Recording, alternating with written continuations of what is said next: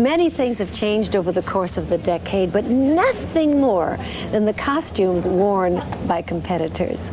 In the Latin division a decade ago, men wore black skin-tight catsuits or jumpsuits. By the mid-'80s, the suits matched their partners' colorful costumes.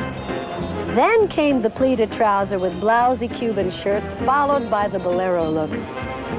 In style today is a baggier pant with a high waistband. One costume, of course, has remained unchanged. Every man in the modern division still wears tails and white tie. You know, it's hard to improve on this classic look. The greatest changes have been in women's costumes.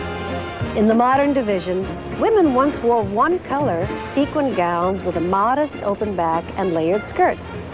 By 1984, designers had done away with the petticoats. A more flowing Ginger Rogers type dress was in, with a longer back line.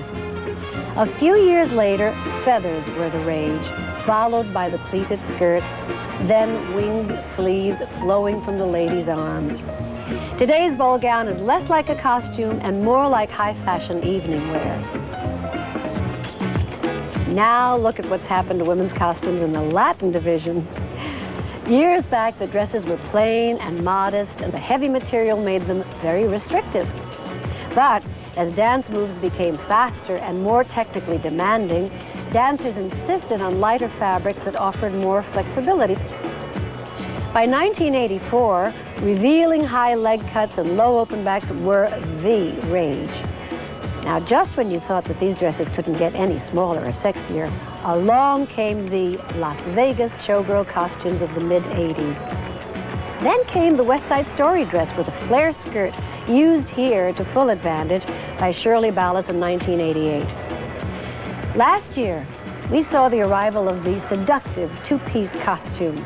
The low-waisted skirts accentuate the hip motions essential to the Latin style of dancing. You know, Terry, the operative rule in the Latin division seems to be if you've got it, flaunt it. If you don't got it, flaunt it anyway. Oh, yeah. That pretty much says it all, Rita.